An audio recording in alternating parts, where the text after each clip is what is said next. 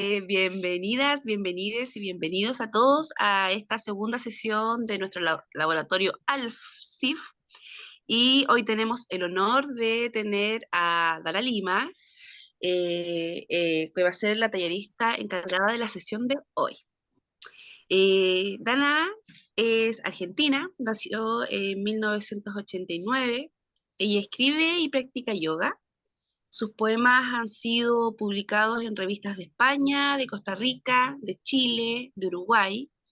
Ganó la Beca Nacional de Creación del Ministerio de las Culturas, las Artes y el Patrimonio de Chile en los años 2021 y 2022. Recientemente publicó junto a la editorial imaginista Visón Venganza, que es un plaquet de poesía, y actualmente estudia crítica de artes en la Universidad Nacional de Buenos Aires y también realiza talleres de escritura. Dana, quedas a cargo de tu sesión. Bueno, Muchas muchas gracias. gracias por invitarme. La verdad es que estoy muy contenta. Conozco a CCI, hemos sido compañeros con CCI y con Donny. Entonces, ya, nos une la ñoñez y el amor por la escritura y los libros. Y también quiero agradecerles a ustedes por estar acá, por tomarse el tiempo. La verdad es que siempre siento que la poesía no convoca tanto como la narrativa, entonces me pongo contenta que hay gente, digo, oh, vino. Em, bueno, vamos a, esta clase va a ser un compartir más que una clase.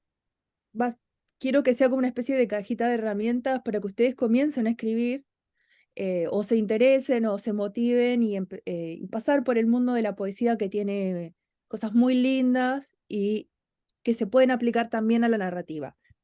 Me imagino, pero no quiero suponer ni hacer prejuicios, así que me imagino que la mayoría viene de la narrativa, porque generalmente los que escriben ciencia ficción, terror o fantasías, o están interesados en estos géneros, pasan primero por la narrativa.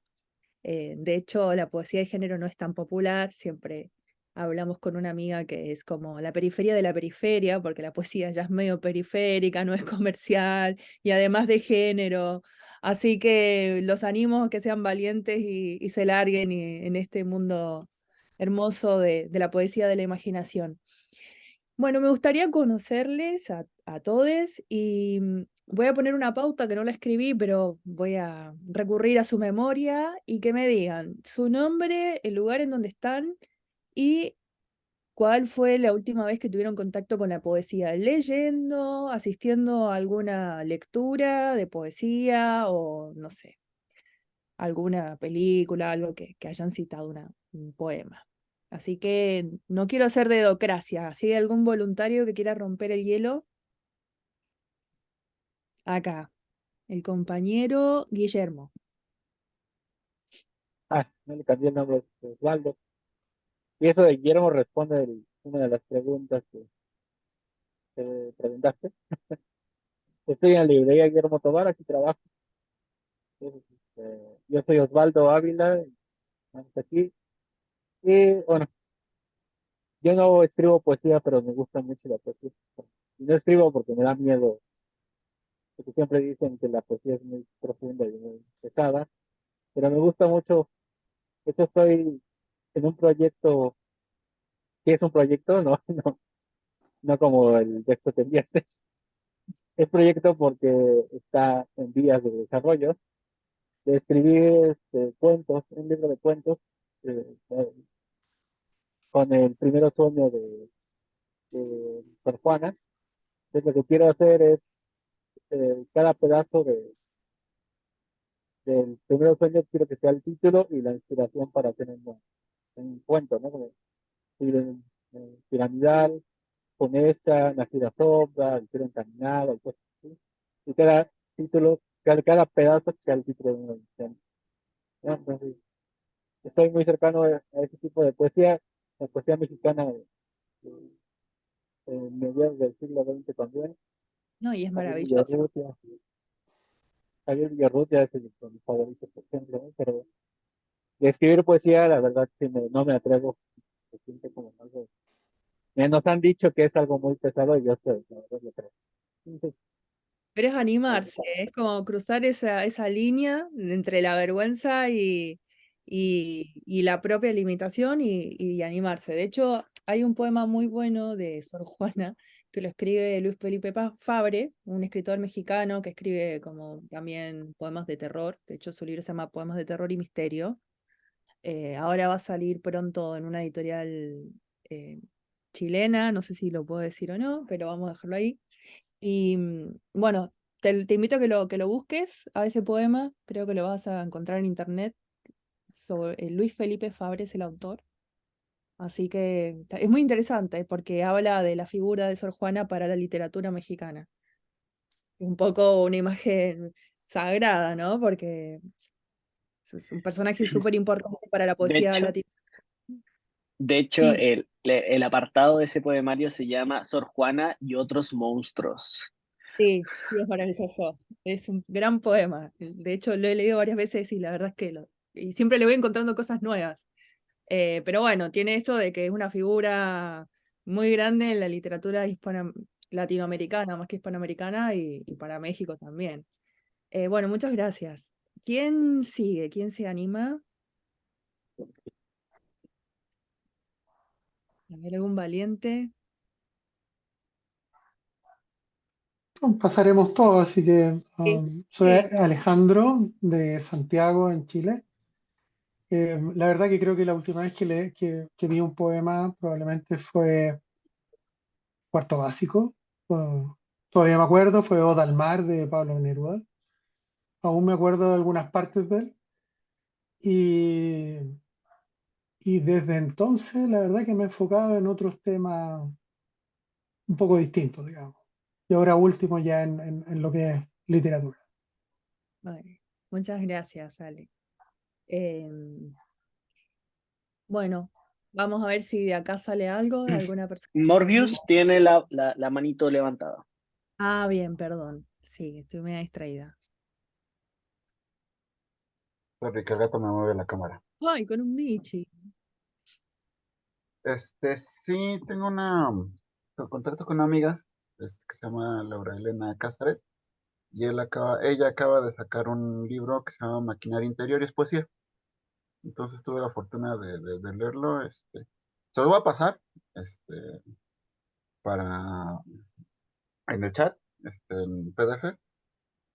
No debería, pero no está disponible en otros países. Entonces, este, previamente le voy a pedir autorización. No, no creo que me diga que no, pero se los paso porque me gustó mucho su trabajo de ella.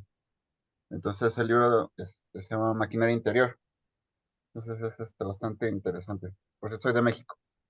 Y justo no había, por coincidencia estaba checando algunas cosas y encontré un poema de los 70 de Óscar Hurtado, La ciudad muerta de Cora.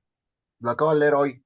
El libro lo desempolvé por ahí de una librería y me llamó mucho la atención, pues es un poema que está en un compilado de... pues aquí está. Una compilación de ciencia ficción cubana. Es un libro ahí que me topé. Y justo me llamó la atención porque abre con un poema, un compilado de narrativa. Entonces eso me llamó mucho la atención. De Óscar Hurtado. Sí, Nada, eso. bueno, hoy, o sea, que tuviste una conexión con o sea, con la poesía hoy. Está bueno. Ajá, Venís, justo venís ablandado. estaba checando. Listo. A ver, otro compañero que se quiera, compañera que se quiera presentar. Vampiribito también tiene la mano alzada. Hola, hola, ¿me escuchan? Sí, Hola Dana, hola a todos. Soy Vampir Libido, les hablo desde Santiago de los Caballeros de Mérida, Venezuela. Soy escritor de splatterpunk y horror extremo. Me encanta la poesía, aunque apenas creo que fue el año pasado que escribí mi primer poema pornográfico. Me gusta la poesía pornográfica y la poesía grotesca también. Me lo publicó la revista Argentina Extrañas Noches, una revista especializada en literatura visceral, y lo intitulé Asfixiofilia. Ese fue mi primer poema escrito y publicado. Luego, hace poco acabo de de terminar fui elegido para una antología poética de haikus por la escuela Retama, una escuela peruana que enseña a escribir haikus, que dictó un taller gratuito, un taller introductorio a los haikus, y, y fui elegido para ser publicado en la antología, pero no como Vampir Libido. Esta la voy a publicar como Álvaro Carrasquero. O sea, yo separé, dividí mi literatura, mi poética en poética lumínica y poética oscura. O sea, para las cosas oscuras soy Vampir Libido y para otro tipo de literatura escribo como Álvaro. Eh, Creo que eso es todo.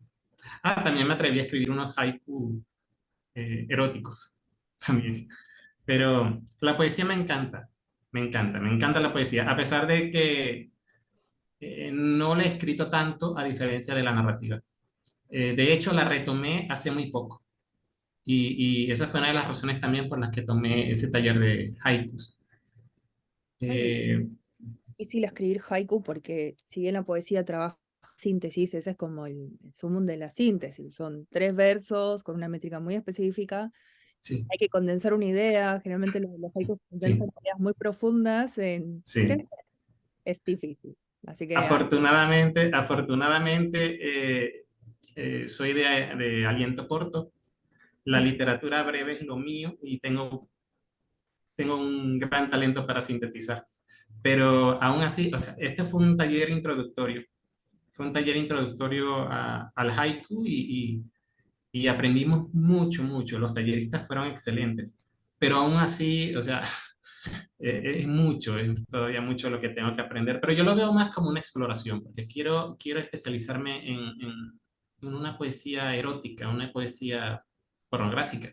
Pero quiero conocer también esos poemas eróticos japoneses, que no son haikus, son senryu, de hecho. Y hay otro que se llama Kito, creo que se llama Kito. Pero yo estoy en esa exploración, es una búsqueda personal, es una exploración personal. Y sí, es complejo, realmente es complejo. Para mí fue un gran aprendizaje porque me enseñó mucho sobre mí mismo y también sobre la literatura en general, sobre mi poética también. O sea, aprendí mucho, mucho. Pero sí, sí, es un desafío. Y de hecho, los haiku modernos, los haiku contemporáneos muchos rompen con la métrica 575. De hecho, hay una gran controversia en Japón y a nivel internacional sobre eso. Hay bandos, están los tradicionalistas, los puristas, que se enfrentan contra los vanguardistas. Entonces hay una gran discusión sobre eso, sobre qué es un haiku contemporáneo hoy día. sí. Ahí mandaron, perdón, disculpen. Ay, no puedo abrir el chat. Eh, Bueno, gracias. Gracias Eso por era la todo. presentación y Encantado, Dan. igualmente con Irma Estrada. Hola, buenas tardes. Yo soy Irma Estrada y estoy en el Estado de México. Es muy cerquita de la Ciudad de México, de hecho. Y no tengo mucho contacto con la poesía, para ser sincera. Creo que, o sea, hace mucho que leí poemas. Me cuesta trabajo la poesía. Alguna vez intenté escribirla y me salió entre algo así como adivinanza y rima infantil, o sea, algo fatal. Sin embargo, por ejemplo, hace poquito leí, no sé si la conozcan, la carta del jefe Seattle, que en realidad es una carta, pero yo creo que tiene mucho de poético, como le habla al presidente de Estados Unidos para decirle que cómo piensan que van a vender su tierra, ¿no? Va narrando todo esto y a mí se me hace una carta poética. Creo que es lo más reciente de lo que he tenido con poesía. Qué lindo, no lo conozco, pero bueno, lo voy a anotar. A ver, lo voy a anotar y lo voy a leer. Muchas gracias, Irma. ¿Está quedando quién? Está quedando Katia. Katitza. Katitza, ay, perdón, no veo. Katitza. Katitza. Bueno, hola a Alma. todas y todos. Yo soy Katitza, soy de Chile, de Talca. Y mis contactos con la poesía son bastante recientes. De hecho, estoy en este preciso momento leyendo la biografía de Alejandra Pizarnik. Y por lo mismo me estoy metiendo mucho en su poesía, que es una de mis poetas favoritas. Me gusta mucho la poesía escrita por mujeres, Virginia Woolf, Anne Sexton, Sylvia Plath, la Alejandra Pizarnik, la Alfonsina Storni. Me gusta esa beta testimonial de la poesía y que tal como decía uno de los textos que leímos, esa cosa que viene como de la tierra, que están de las entrañas que sale. He hecho algunos ejercicios de escribir poesía muy, muy privados porque tal como alguno decía, es enfrentarse como a un monstruo gigantesco el hacer poesía. Y es además una forma de exposición que es muy visceral. Yo por lo menos como autora no me siento preparada aún para hacerlo, pero sí encuentro que esa conexión, especialmente a quienes hacemos narrativa, para adentrarnos en la parte más de los sentimientos, más testimonial, poder vivir en el fondo y habitar esas angustias para poder reflejarlas en poesía, encuentro que es un ejercicio preciosísimo. Así que sí, yo sí soy fan de la poesía y estoy muy, muy entusiasmada en ese sentido por esta clase. Bueno, vamos a un poema de Silvia Plath, que es una de mis poetas favoritas, y vamos a trabajar una técnica teatral que se aplica a todas las artes para poder tomar esa distancia entre el yo y lo que se está hablando y hacer como que sea más orgánico y menos doloroso, porque tampoco vamos a estar sufriendo. El arte no es solo sufrimiento. Muchas gracias, Katitz. Ay, perdón. Gracias a ustedes. Katitza, denme un segundo que voy a sacar al Michi que me está pidiendo salir, ya vuelvo. Si quieren, ¿y quién más queda para presentarse? Jorge, Hola. Alma, Alma, Jorge, Carolina. Segundo Sandra. que voy a sacar el Michi. Vení, Katana. Vampir Lívido tiene la mano levantada, yo no sé si la levantó de nuevo o se le quedó. Creo que se le... Perdón, es que si no la saco, me va a tener acá echándome. Bueno, seguimos. La secretaria. Hola, Ahí está. Hola, Alma. Carolina. Carolina, perdón, es que vi que estaba saludando a Alma. Carolina Lobos, soy de San Pedro, autoproclamado San Pedro de Putupur, en Quillota, Chile. Sí, sí. Y me gusta la poesía, más que por alguna explicación técnica, sino por lo que ha significado para mí esa herramienta para sacar lo que yo tenga dentro. Amor, rabia, eh, bueno, cualquier sentimiento que sea suficientemente potente. Y creo que ha sido parte de mi vida desde muy chica. Como le digo, no porque lo haya leído tanto, sino porque tengo un estilo de vida poético y también escribo, po. Entonces, por eso. Y también me gusta mucho la antipoesía, mucho, Aguante. porque como soy re rabiosa y peleonera, entonces es como mi arma favorita. Eso. Bueno, muchas gracias. Sí, sí, Nicanor Parra vino a quitarle un poco la solemnidad a la poesía que le hacía falta. Así que a gran aporte del señor. ¿Quién sigue? Yo estoy un poco perdida con el orden. Parece que Néstor quiere hablar. No sé. Néstor, vamos. Hola, ¿qué tal? Soy Néstor Cortés, les hablo desde Puebla, México. También como la compañera Irma, soy un poquito ajeno a la poesía, pero no por disgusto, no es que nunca le he tenido rechazo, solo a lo mejor las circunstancias no me han empujado. Sin embargo, sí tengo mis favoritos, aunque sí voy a admitir que mis favoritos no son la cosa más underground del mundo, ¿no? Cada cierto tiempo con los amigos sale alguna discusión en torno a Ozymandias de Shelley, más que nada por Watchmen, somos muy fan. Tengo también una fijación con el Jabberwocky de Lewis.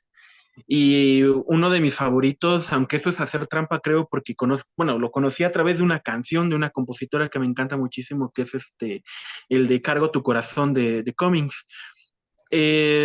insisto, no, este estado de ajenación eh, hizo que me emocionara mucho por esta clase. O sea, yo genuinamente quiero aprender más, genuinamente quiero interesarme más por la poesía, genuinamente quiero participar por primera vez del ejercicio de hacer un poema, porque nunca lo he hecho.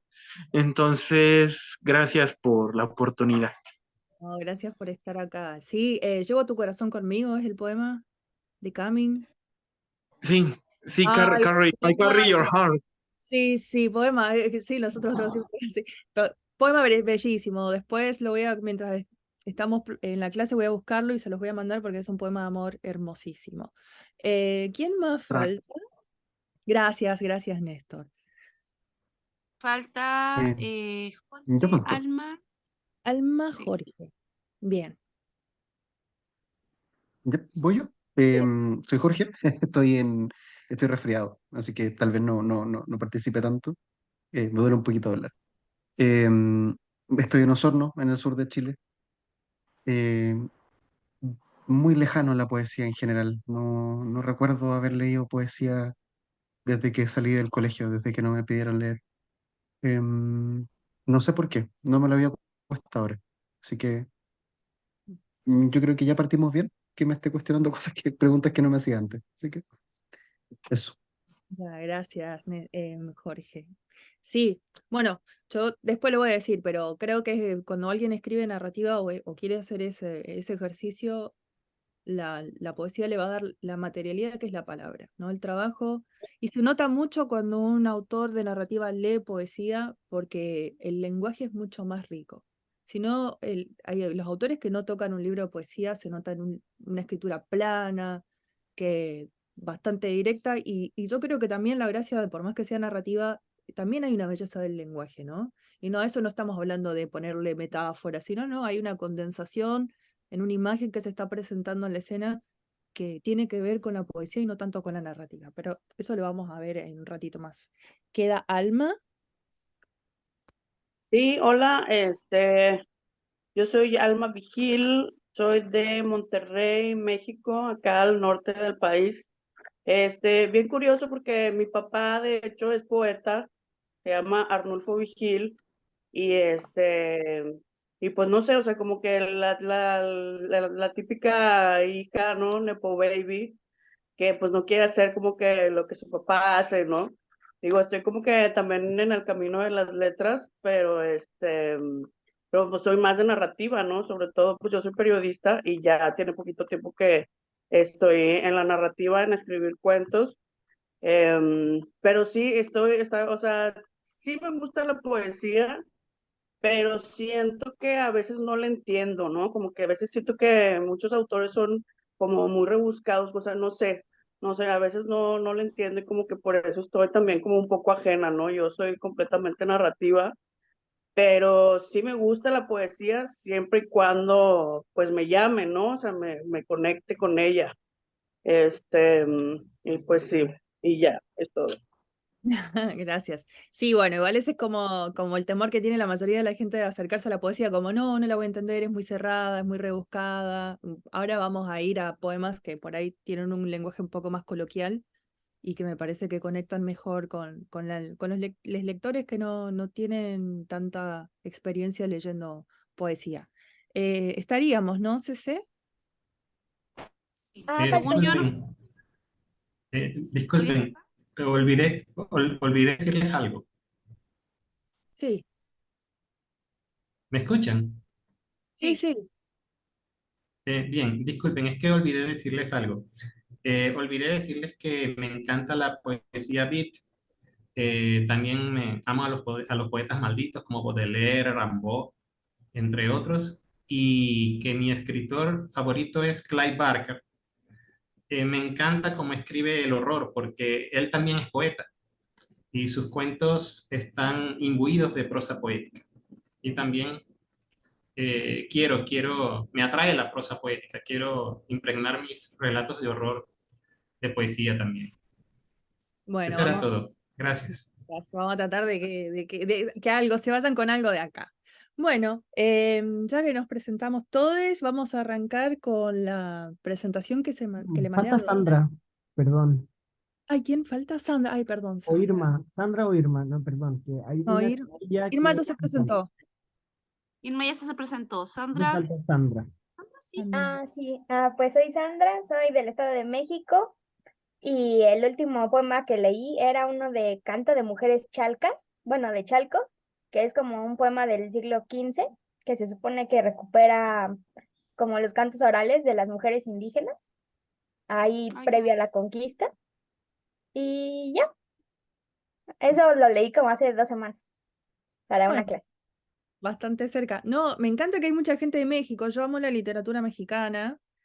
Ahora estoy terminando un libro de Cristina Rivera Garza, que me encanta, y me destruyó el libro. Así que bueno, nada, estoy feliz que estén acá. Y también un libro de, ay, nunca le puedo decir bien el nombre, me van a matar porque es un nombre precolombino, Ciatlit, creo que lo dije bien. Es un nombre, Ciatlit Rodríguez Mendoza, una poeta mexicana que tiene un libro que se llama Jobs, que habla de tiburones y es bellísimo. Bueno, vamos a arrancar con la presentación. La primera parte va a ser medio escuela, no me interesa mucho que se...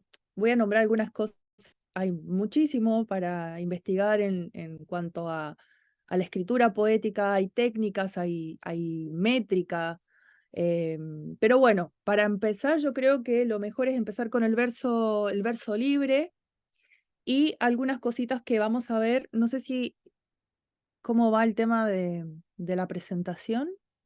O me habilitan para que yo la comparta. Yo la comparto, dame un segundito. Dale. Son los dos archivos, ¿cierto? Sí, pero primero vamos a ir con la presentación de la PPT y después vamos a ir con la selección de poemas, ahí vamos a leer. Ah, un papetín. Ya, perdón. Yo no No, no, he tenido fe, como que para mí era un PDF. no. Te encuentro seca. Dame perdón, estoy rellenando.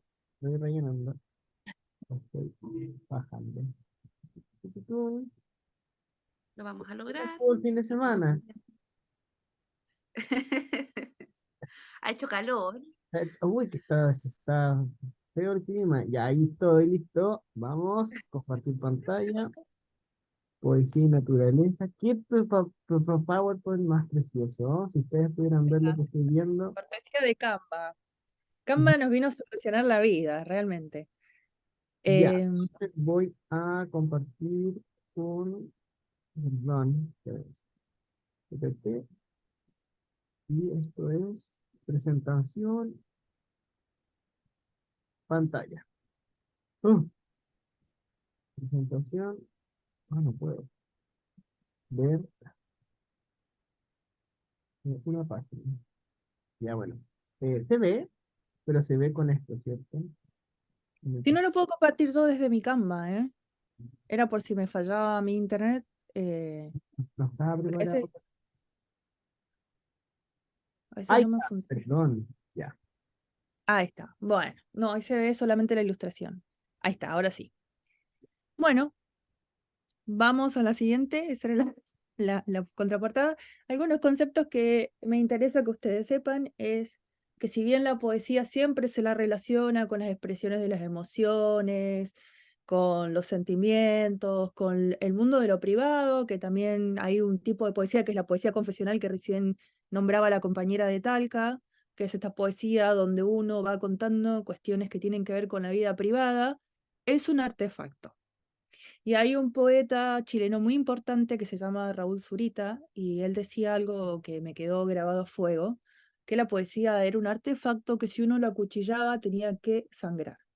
Y la poesía es un artefacto que vamos a ver que si bien la podemos identificar en un montón de disciplinas artísticas, nosotros nos vamos a enfocar más en la poesía escrita, que tiene una forma y tiene una lógica de construcción muy particular que difiere del género narrativo, de la dramaturgia, pero que convive con los otros géneros. También me interesa que vean los tipos de versos. Hay dos versos que no lo vamos a ver porque son versos con métrica, y la métrica es algo que tiene que ver ya inclusive con la composición sintáctica, morfológica. Es un, como dices en Argentina, un quilombo vamos a empezar con lo más fácil, que es el verso libre, que es lo que se está escribiendo actualmente, por lo menos desde el siglo XX, desde que empezaron las vanguardias a principios del siglo XX. Hoy en día vamos a decir que es el verso que se usa, pero ya no es ninguna novedad porque hace un siglo que venimos escribiendo con el verso libre.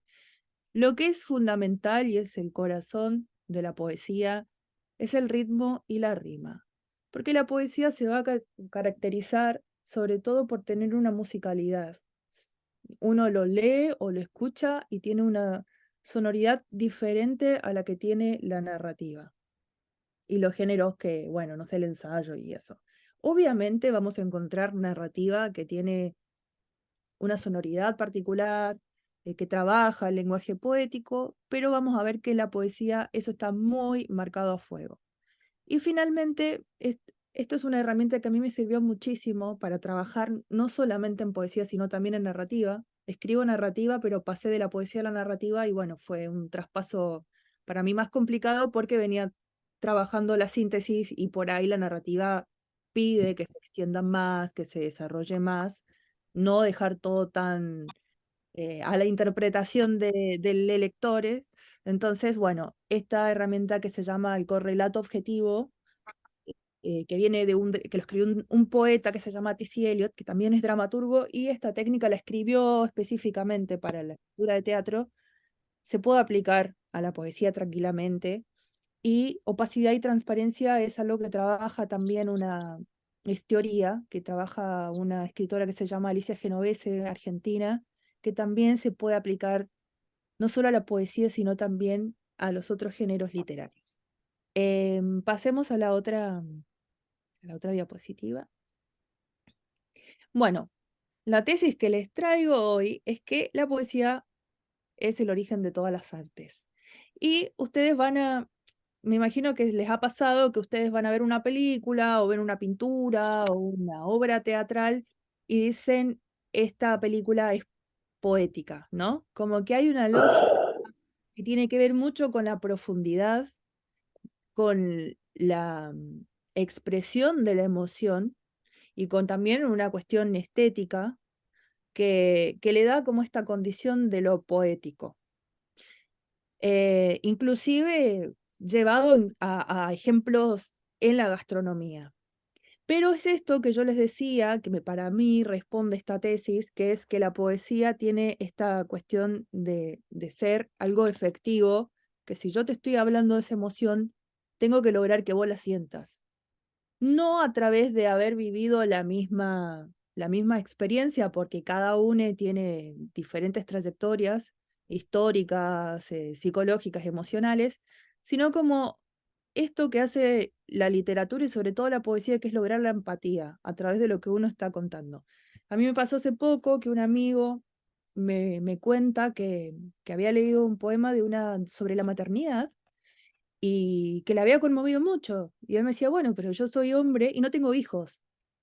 Y él estaba ahí como inclusive como extrañado de esta reacción y me pareció interesante. Entonces le digo, bueno, pero eso es poesía, ¿no? Como que la poesía puede llegar a conmoverte inclusive si vos no estás viviendo esa misma experiencia, vamos a decir la emoción emocional. No quiero hablar de emociones porque la emoción no tanto de los sentimientos, sino como de eso que te atraviesa y te mueve interiormente, ¿no? Como que te interpela. Vamos a la otra diapositiva. Voy medio rápido porque quiero que vayamos a las lecturas, que es lo que me interesa.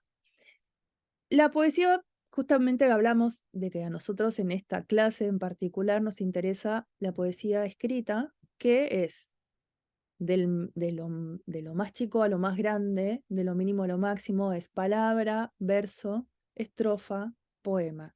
Esa es la lógica de construcción. Obviamente, y esto lo digo como persona que escribe poesía, escribir poesía no es poner enter. Es un trabajo del lenguaje, porque la poesía es pura materialidad, ¿no? Uno trabaja con las palabras, uno es como si fuéramos un panadero, ¿no? Uno tiene que trabajar esa masa y llegar a que esa masa leude y tome su forma final. Entonces, el trabajo de la lógica de construcción de una poesía tiene esta misma lógica.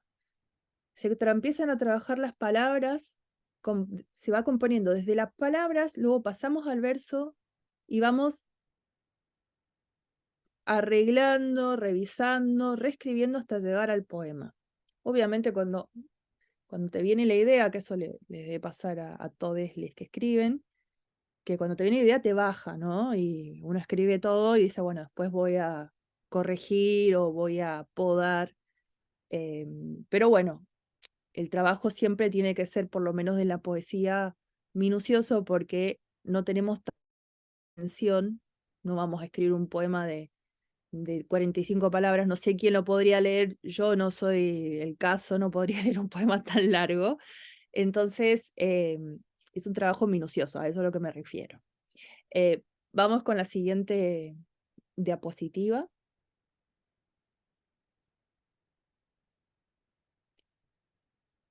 Bien, pasamos al tema de los versos.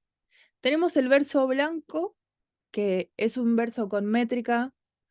Tenemos el caso, por ejemplo, en el idioma español, los más usuales son el octosílabo y el endecasílabo. No nos interesa tanto esto. El verso suelto, que es un tipo de verso que se usaba mucho en la literatura más medieval, más renacentista. Hoy en día no se usa y es un verso que utiliza métrica y además va teniendo rima. O sea, ¿qué quiere decir? Que las terminaciones de las palabras se van repitiendo. Nosotros vamos a trabajar el verso libre. Entonces, ya el tema del verso libre requiere mucho del oído, porque nosotros vamos a tener que, sobre todo es un consejo que les doy, que a mí me sirvió muchísimo cuando empecé a escribir poesía: escriban y léanse en voz alta, porque a veces van a encontrar las disonancias, y con esto me refiero a palabras que no deberían estar, palabras que producen sonidos, cacofonías, ¿no? Sonidos que se repiten que no son armónicos para lo que yo estoy escribiendo. Y también a veces pasa que con la poesía se presta para la grandilocuencia, entonces traten de escribir y leerse en voz alta y vayan entrenando el oído, sobre todo en el verso libre, porque en los otros tipos de versos nosotros ya tenemos una lógica de construcción que tiene, bueno, tanta cantidad de sílabas o tales combinaciones de rimas, pero el verso libre es más abstracto, es más entrenar el oído, leer muchísimo para entender, bueno, qué es lo que no está funcionando en este poema a nivel sonoro.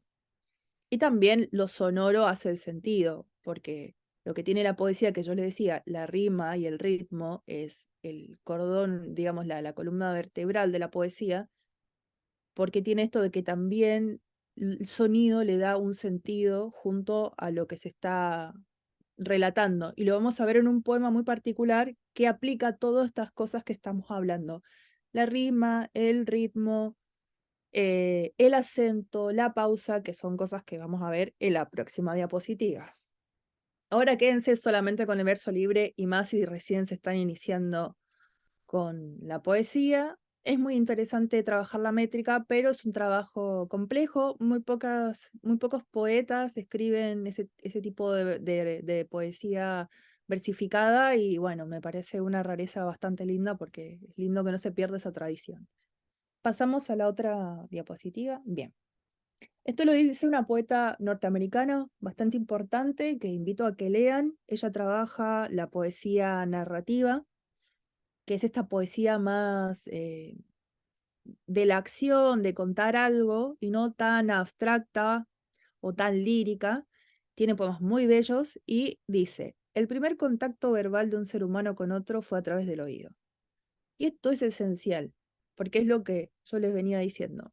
La poesía no solamente es palabras, sino también sonido.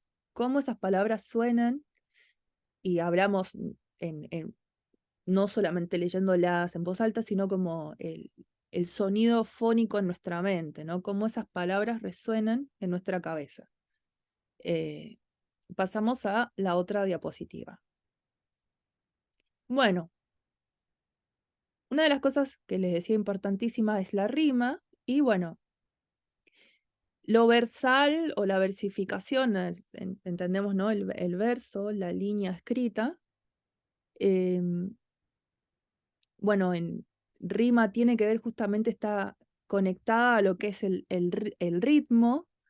Son impresiones gráficas y puedes pasar a la otra diapositiva. Y la rima es fundamental, es como el tambor del poema.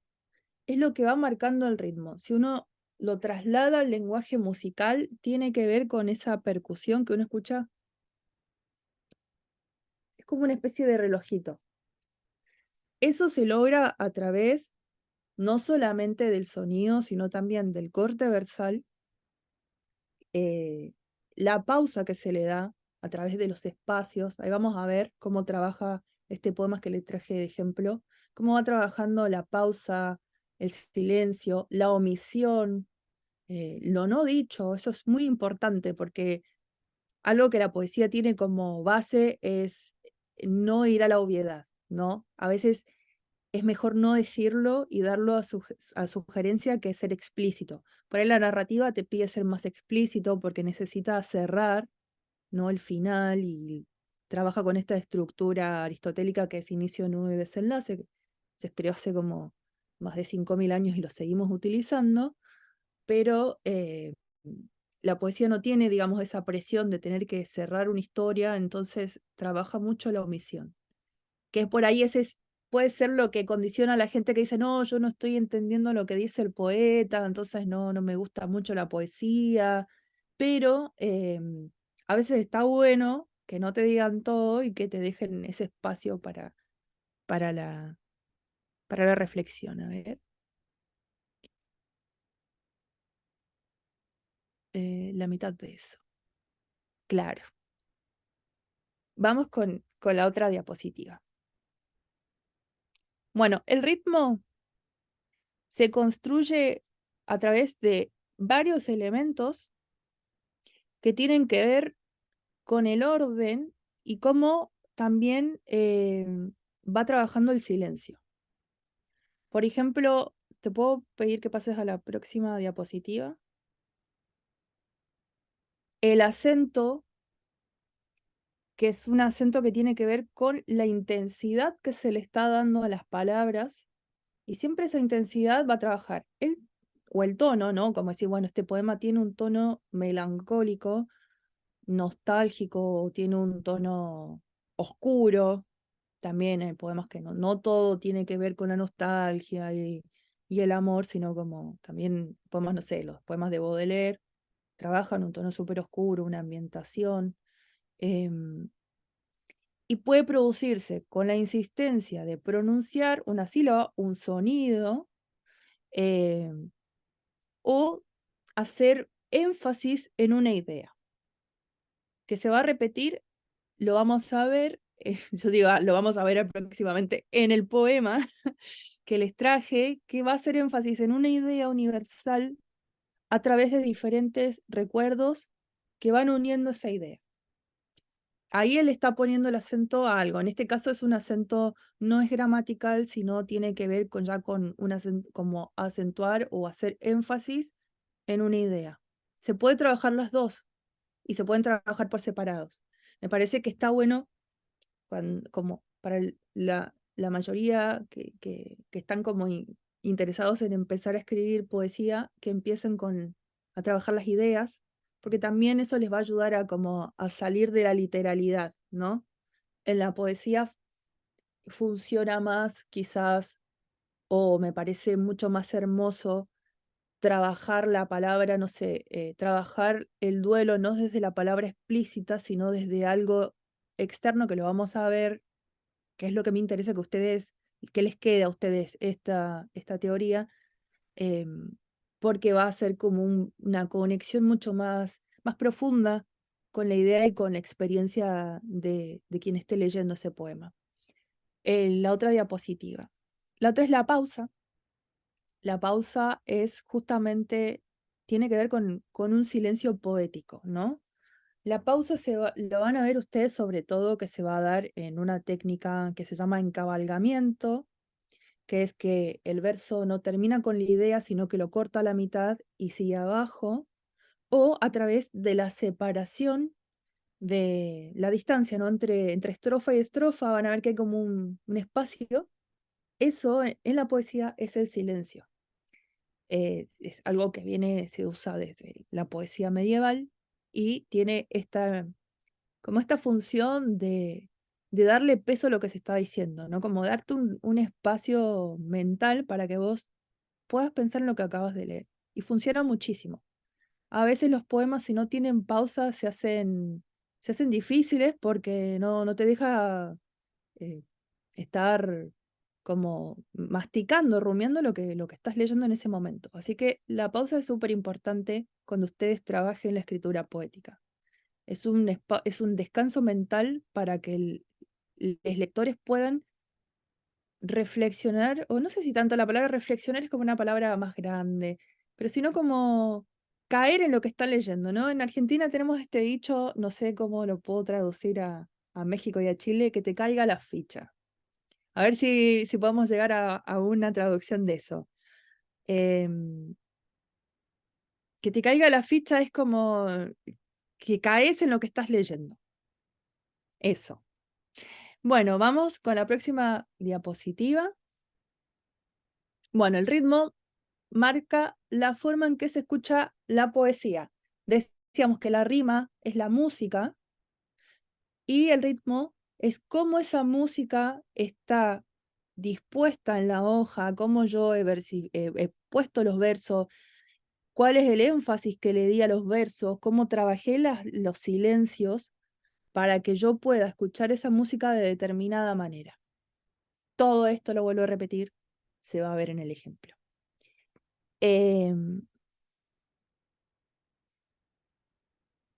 Sí, sí, sí, sí. Sí, hay algo que tiene, yo creo que también cuando uno empieza perdón, el asistente de asistencia técnica decía dejar que la poesía te atraviese. Claramente que la poesía es una experiencia, ¿no? Entonces, los prejuicios y las experiencias no son no son buenas compañeras. Tenemos que, para tener una buena experiencia, tenemos que abrirnos a eso. Entonces, una de las formas de entrar en la poesía es como no pensar, no lo voy a entender, no, es muy rebuscado, es muy profundo, no, yo no sé de poesía. Todo eso hay que desarraigarse de esas ideas y entregarse a la experiencia poética. Y van a ver que muchas de las cosas tienen que ver más con los prejuicios personales que con las dificultades en sí de la poesía. Y lo bueno, no sé, capaz que yo le tengo mucha fe a mi selección de poemas y no prenden, pero bueno, hay que tener fe en esta vida, si no, no llegamos a ningún lado. Vamos con la próxima diapositiva y llegamos al punto que yo quería llegar. T.C. Eliot es un poeta norteamericano bastante importante del siglo XX, es uno como de los pilares de la poesía junto con Ezra Pound, que también es un hombre muy conocido de la poesía norteamericana de la misma época. Y él trabaja esta teoría del correlato objetivo, que lo escribe para teatro, pero para mí esto aplica a todo. Y él dice, la única manera de expresar la emoción en forma de arte es encontrando un correlato objetivo.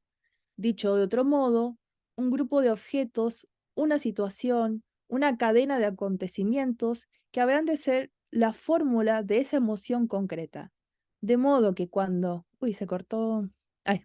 De modo que cuando los hechos externos, que deben terminar en una experiencia sensorial, se evoquen de inmediatamente la emoción.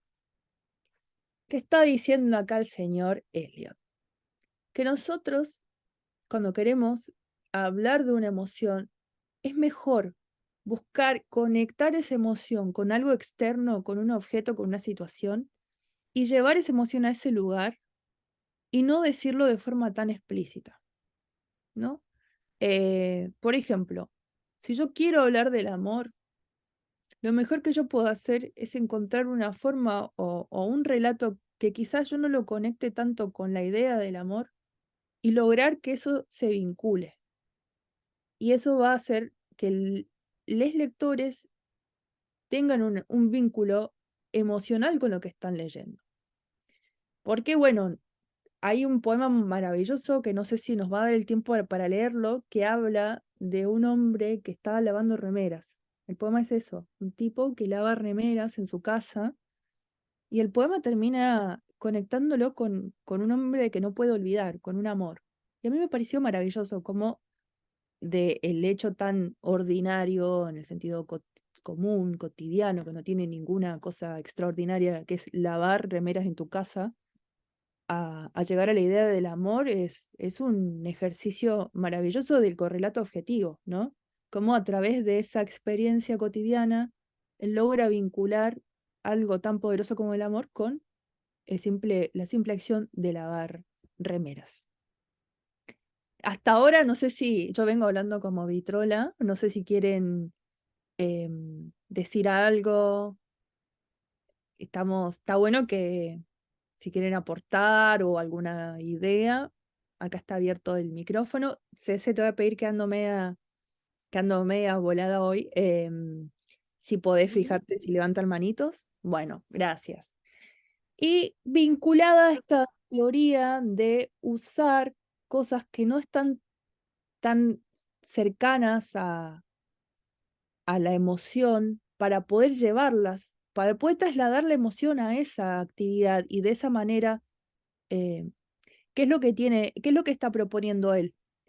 Está súper bueno el texto, después si quieren lo pueden buscar en internet, se llama así, correlato objetivo, esta teoría, y él dice que el impacto emocional que tiene, porque hay que hacer este trabajo de descifrar, de decodificar lo que está hablando, entonces ese ejercicio de decodificar cuál es el verdadero significado de lavar remeras para esa persona que está escribiendo ese poema, hace que cuando uno le cae la ficha de que está hablando del amor, el impacto emocional es mucho más grande.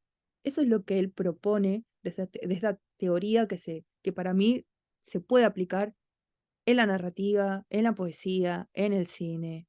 Y lo hemos visto, por ejemplo, en el cine, que es como, creo que a todo el mundo le gusta el cine. Lo hemos visto en un montón de películas, ¿no? Como cosas que son muy particulares, muy cotidianas, de repente terminan desenvolviéndose en grandes historias. Bueno, pasamos a la próxima y última diapositiva de teoría y pasamos después al famoso ejemplo que les vengo prometiendo desde que empezamos. Alicia Genovese es una poeta y teórica de la poesía argentina y ella trabaja dos conceptos que es la opacidad y la transparencia. La transparencia es eso que está al alcance de los lectores, eso que yo puedo ver de forma directa, ¿no? Por ejemplo, el caso del poema de la remera, del hombre que lava remeras, es la acción de lavar remeras. Y a lo que a nosotros nos importa como poetas o como personas que van a escribir poesía es más la opacidad. ¿Qué es lo que nos está diciendo? ¿Qué hay detrás de esa acción de lavar remeras? Y ella dice lo siguiente: en el espacio poético pueden convivir y engarzarse zonas referenciales, fragmentos de relatos, escenas reconocibles que empujan dentro del poema lo concreto. Pero ese mundo objetivo es arrastrado desde una captación subjetiva que lo aglutina, o sea, lo personal, aún en su aparente desorden. En el poema, el mundo representado sale de la indiferenciación con lo que se presenta en el mundo real. Se mezcla con procesos subjetivos, se asocia con los contenidos inconscientes que todo poema lleva en su lenguaje. Es agua barrosa y mezclada con sedimentos, empujadas de su energía compositiva. Básicamente, en resumen, que me parece aparte hermoso cómo está escrito esto, es desde las historias que pueden ser cuestiones que no están vinculadas con nosotros o con algo que objetivamente no tiene mucho que decir, aparece siempre lo subjetivo. Porque más allá de que siempre se dice que la poesía es el género más subjetivo, inclusive en la narrativa siempre hay algo, hay una fisura en el relato o en lo que se está contando donde pasa a lo personal. En el caso de la poesía, esa fisura es mucho más grande, es mucho más evidente. pero siempre todo lo que escribimos está atravesado por lo personal, por nuestra visión subjetiva de algo, ¿no? El amor para mí no va a ser lo mismo que para CC, no va a ser lo mismo que para Néstor, que para Donald, que para Irma. Siempre va a haber una visión diferente de lo mismo. Y eso es lo maravilloso de la poesía, ¿no? La polisemia que tiene, la multiplicidad de sentidos y de interpretaciones que nosotros podemos encontrar de un mismo poema. Porque para mí, quizás el poema, se lo voy a mandar porque lo he nombrado mucho. Ya antes de que termine la clase le mando el poema de la lavandería. Se llama Lavanderas, de hecho. Para mí ese poema es maravilloso y para el otro dice, bueno, no sé, no me pegó. Bueno, esa es parte de la poesía. También hay que estar abierto a que no siempre en la poesía van a haber grandes mensajes profundos y que te van a llegar, ¿no? Porque, bueno, es como la literatura. Te gustan algunas cosas, otras no te gustan. Poesía, hay cierto tipo de poesía que te va a llegar más que el otro. Por ahí alguien mencionó que, bueno, como que encontraba que no entendía mucho, no podía conectar con la poesía porque por ahí no entendía lo que los autores querían decir. Y bueno, eso es totalmente válido, porque eso nos pasa a todos. Así que hay tipos de poesía y tipos de poesía que van a llegarnos y otros que no. Y dicho esto, paso al dichoso ejemplo en donde se condensa todo esto. Voy a hacer como un mini resumen para que mientras lo leo ustedes le presten atención, se entreguen a la experiencia poética y le presten atención a la rima que tiene, al ritmo interno, a esta idea de contar algo externo para trabajar una emoción y cómo lo subjetivo está impregnado en todo este relato. Es un poema más del corte narrativo que lírico, pero nunca abandona la poesía. Está muy trabajada a través de las imágenes y de lo sensorial, que eso me parece muy bello y me parece una forma hermosa de trabajar la poesía. Te voy a pedir, Doni, que yo soy corta de vista, me pongo los lentes, que me agrandes. Bueno, les cuento un poco del poeta y del nombre para que entiendan. Petí es una palabra guaraní. Guaraní es un pueblo originario de Argentina que está al norte, con países que limitan con Paraguay, con Brasil. En la selva, digamos, litoral argentina, Petí significa tabaco. Y este autor es un autor que escribe, bueno, que tiene descendencia guaraní y es un autor del colectivo LGTB, él escribe poesía queer. Y se llama, bueno, Petí. A mí el campo me entró con el tabaco, por la nariz, después por las manos, la vista, hojas con venas, nunca había visto, las tocaba como quien no ve o no cree en lo que ve. Es tabaco, me dijo mamá, era la primera vez que recuerdo llegar a la casa de la abuela cuando la vi. Ella tenía un cigarro en la boca y ese olor fue como saludar a una planta, como si una planta me saludara. Años después, a un niño, toqué hojas de tabaco secas. El color era oscuro, las venas estaban intactas. Cuando fuimos a vivir a casa de la abuela, ella me enseñó a armar cigarros. Las hojas más chicas son para hacer chiprá, me decía. Las colocábamos después en una hoja más grande.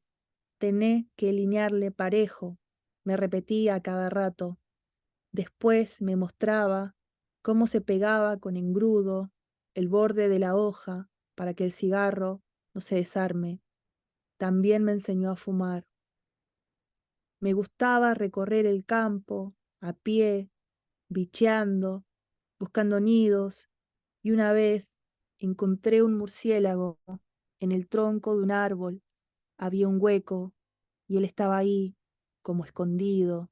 Metí la mano, lo toqué, lo alcé, acaricié sus alas.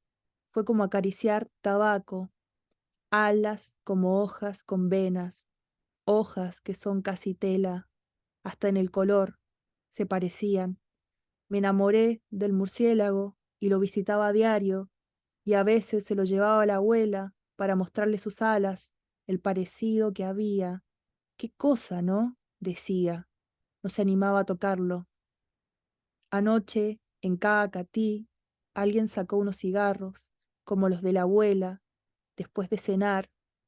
El olor, el color, las venas, volvían a mí. La laguna era como un espíritu, de fondo.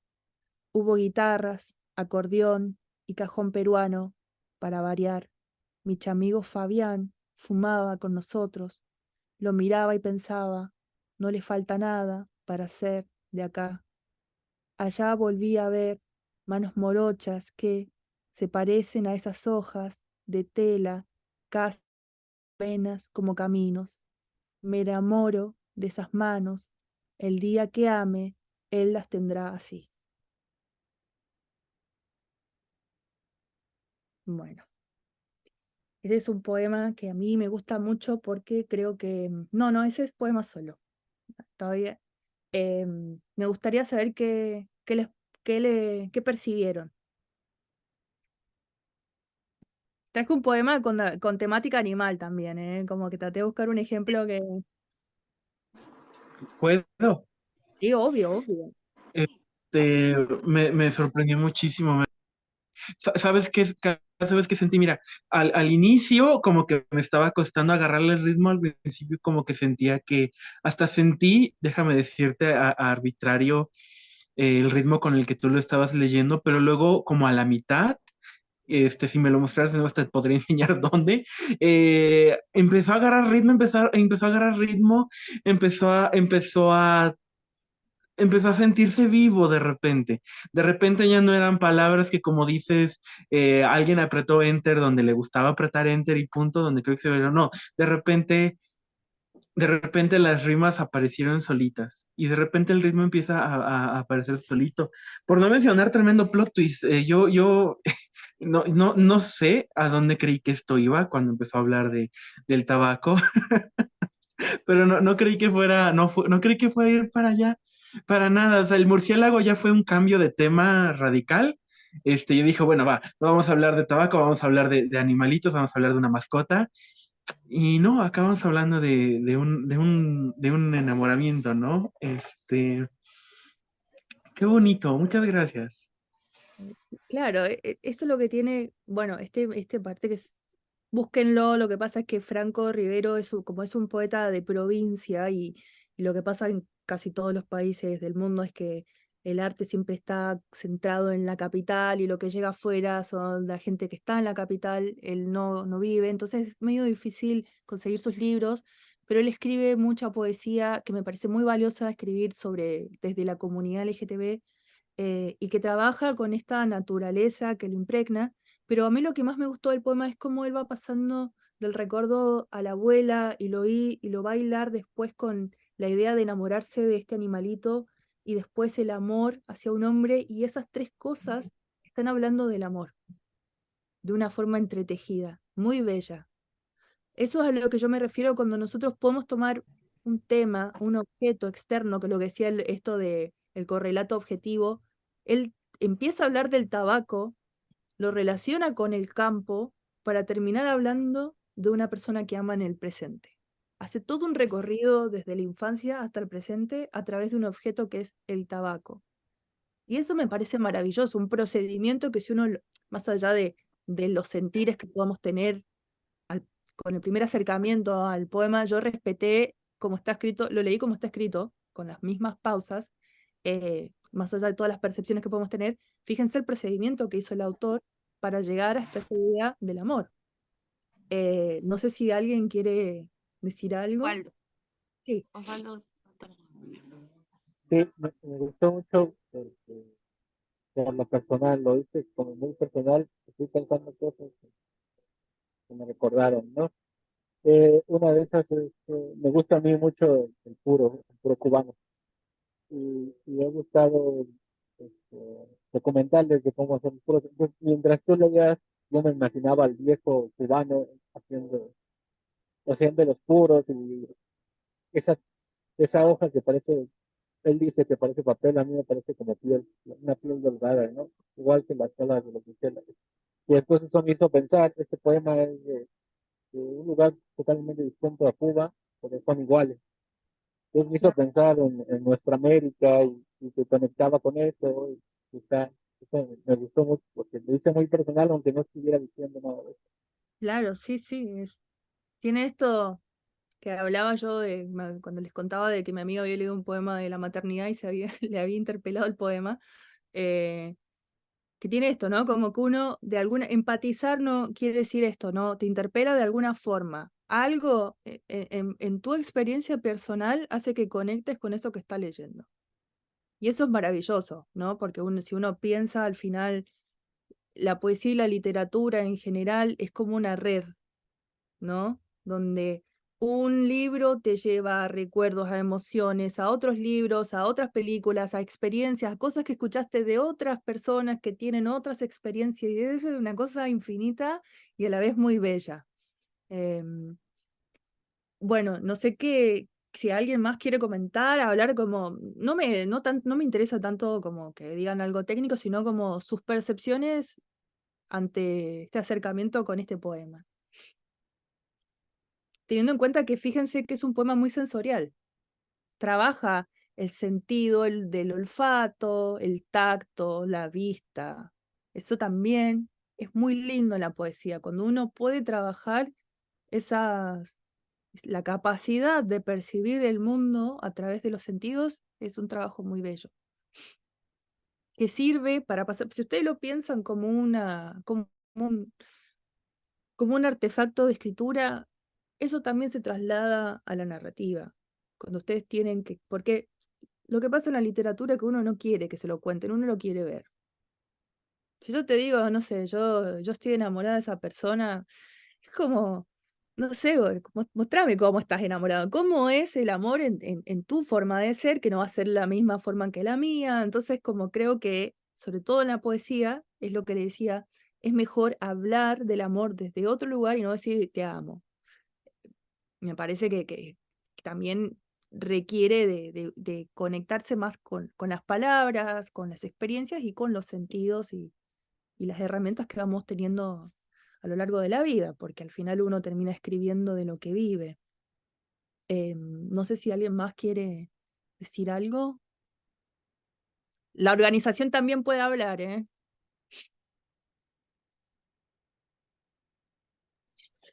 Si no, vamos a No, sacar a es alguien al azar. sí. Vamos, Katitza, ¿qué opina? Queremos saber su opinión.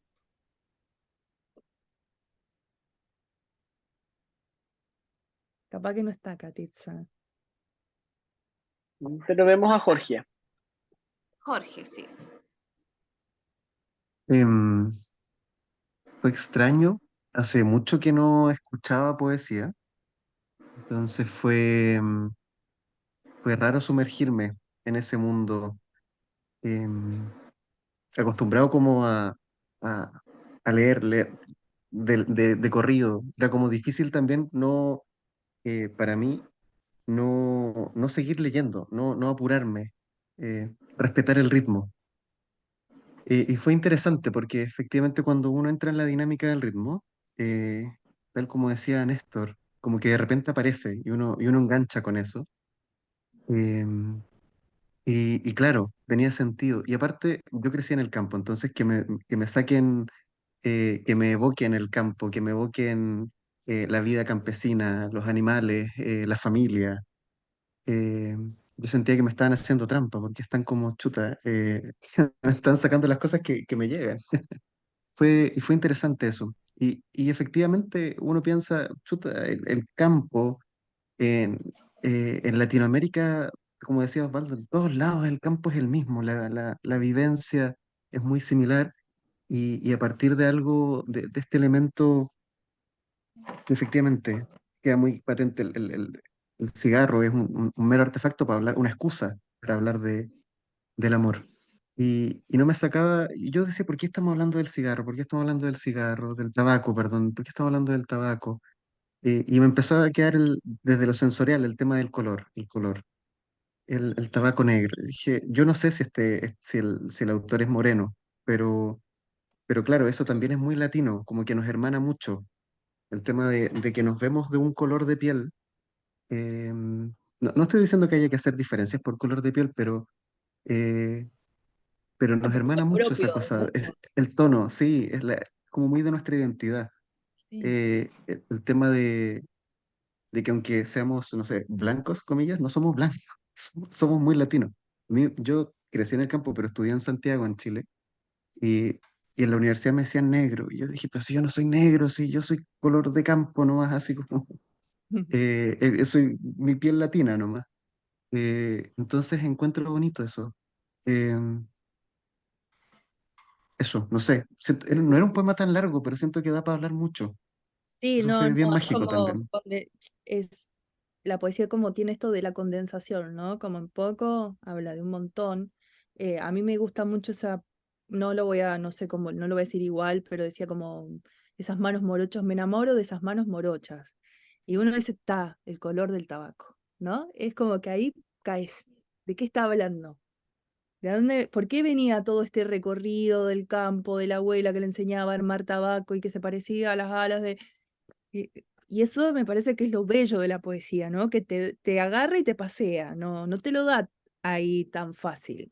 Por eso yo les digo que a veces a algunas personas les cuesta como entrar por este pacto que uno tiene con la poesía, como, bueno, para leer poesía uno se tiene que entregar, tiene que despojarse de los prejuicios y darlo. Pero una vez que uno entra, el viaje es hermoso. Y yo lo digo desde el entusiasmo porque me encanta la poesía y la voy a defender siempre, pero les invito a que cada vez que lean traten de entregarse. Y bueno, si la experiencia no es tan satisfactoria, va a ser como un libro que no me gustó, que hemos leído muchos, así que no va a pasar nada. Pasamos, si quieren, al otro poema. Este poema está escrito en prosa. No, hay gente que no está de acuerdo con que es un poema, pero a mí sí me gusta mucho. Ya seguimos con temática de animales. Isabel Zapata es una escritora mexicana y traductora. También tiene un sello editorial que se llama Antílope, que saca muy lindos libros. Y ella tiene un libro que se llama, que yo les mandé el prólogo, Cómo amar este mundo. El libro se llama Una ballena es un país y está escrito entre el lenguaje científico, entre lo poético y lo narrativo.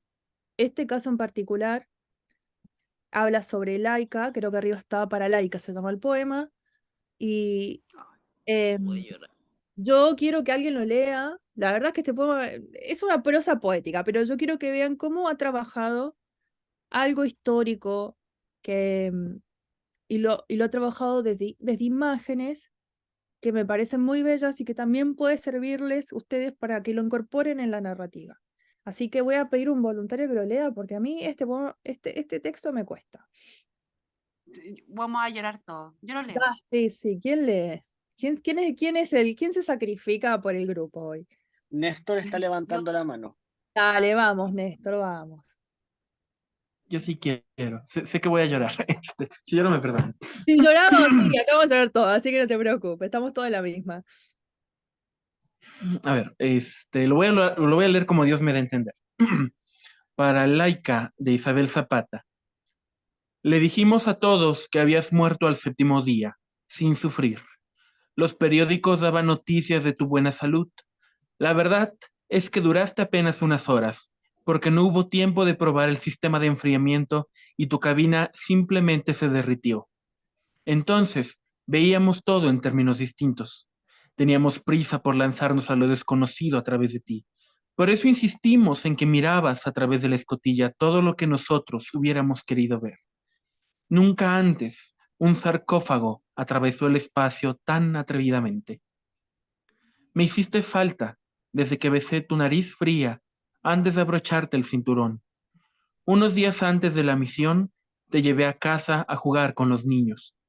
Corrías feliz de un lado a otro y ellos te daban salchichas. Te ponían suéteres y bailaban haciendo círculos alrededor de ti, aullando como perros para divertirte. Por las noches, tu fantasma se acerca a mi cama y me lame la mano hasta que la pongo en tu lomo. Entonces me doy cuenta de que te estás disolviendo por dentro. Veo el humo que sale de tu hocico, de tus orejas, de las cuencas de tus ojos, que se van quedando vacías mientras intento alcanzar el vaso de agua del buró. Cuando tu pelo desaparece bajo mi mano, puedo sentir tu piel rugosa, como chamuscada, que luego se convierte en magma sobre la alfombra. Yo también me derrito, de algún modo. Tu nombre está en la placa Cosmonautas Caídos, en el monumento a los conquistadores del espacio, junto a Lenin, y nos inventamos historias en las que fuiste rescatada por extraterrestres. Pero sé que al lado de los niños aullando y los suéteres y las salchichas, todo eso es poco. Ofrecimos tu vida como prueba de la nuestra. El éxito ha sido enorme y absurdo. Laika, Limonchik, risadita. Olvidé lo que aprendimos, pero no olvidaré tu nombre. Vladimir Yats. Ah, no es la que sigue, ¿verdad? Sí, está ahí. Un apellido ruso. Bueno, este es un golpe medio bajo, este texto. Capaz que no sé si era tan adecuado, pero no sé cómo, por ahí si uno anda medio mal emocionalmente, este poema pega. Pero me gustaría que lo dejen en la pantalla porque hay un par de cosas que me gustaría ver, o sea, comentarles. Primero quiero saber, antes ordenando las ideas, su primera impresión sacando cualquier cosa que tenga que ver con un procedimiento, como que me digan, ¿qué les pasó con el texto?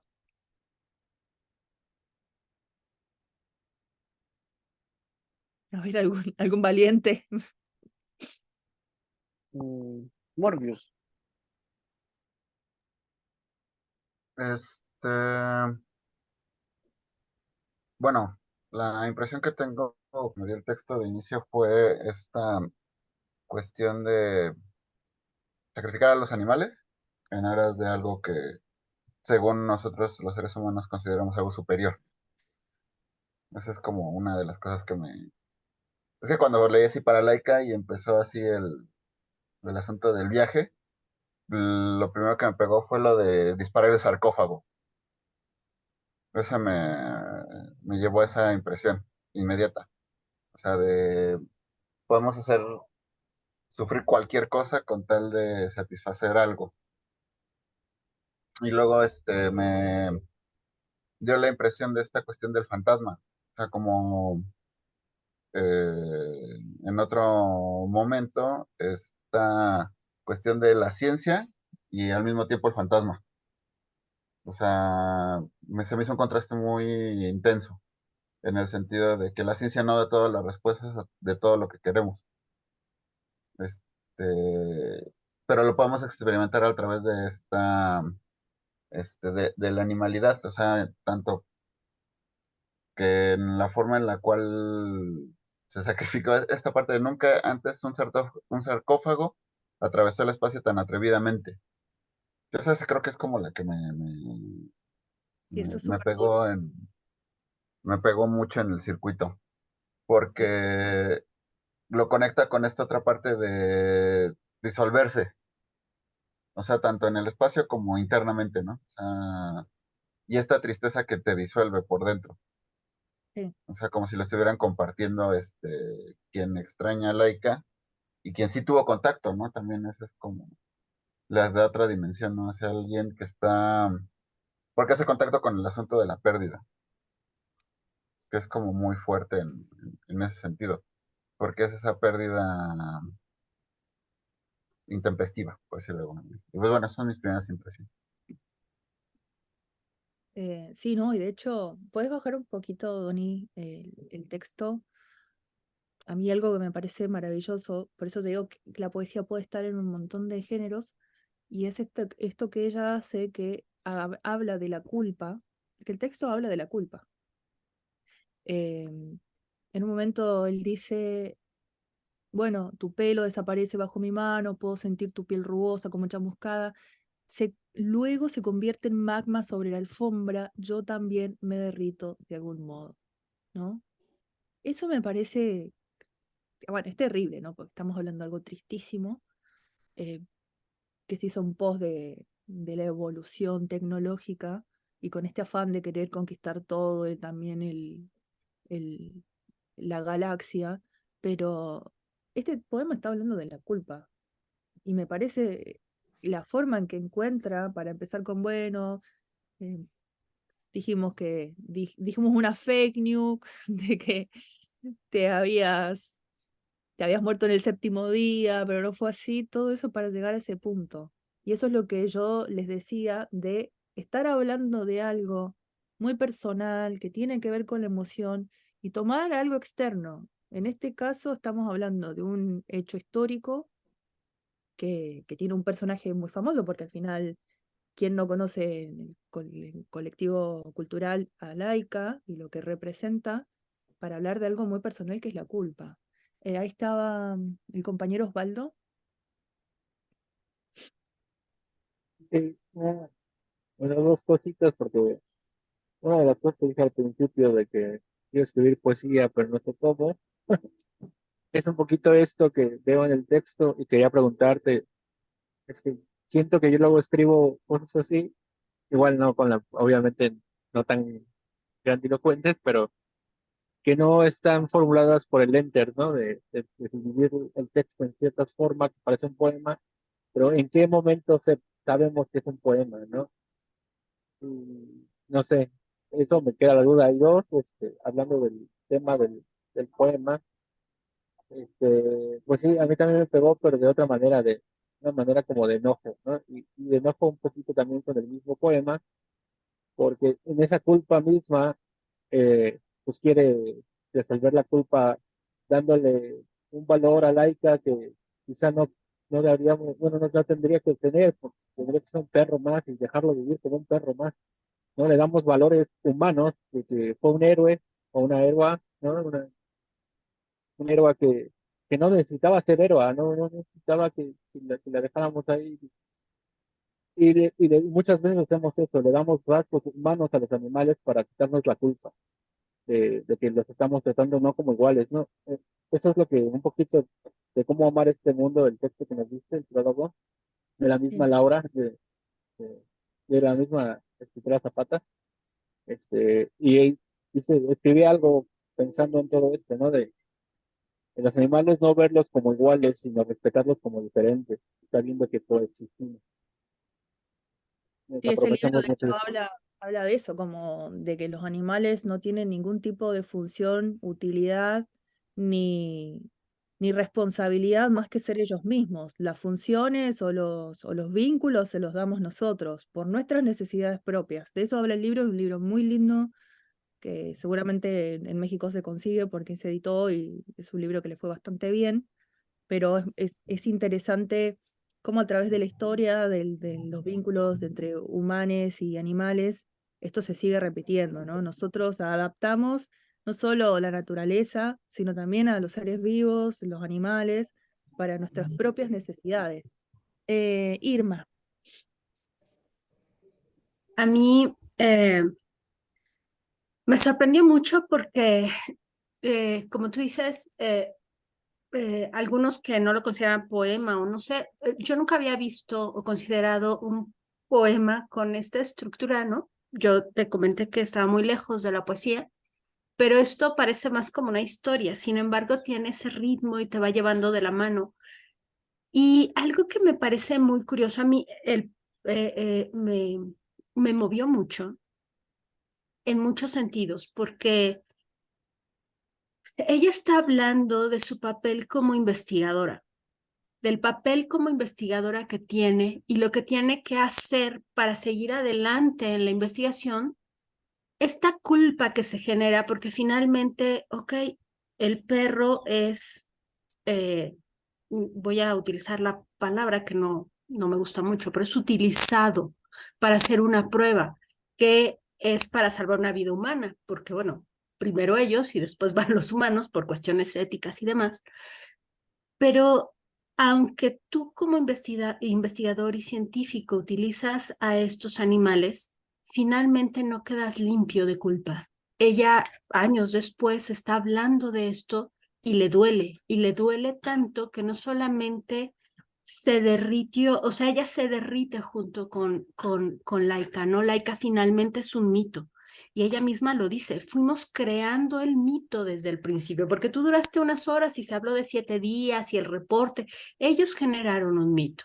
Sin embargo, ella conoce la realidad y le pesa a lo largo de su vida.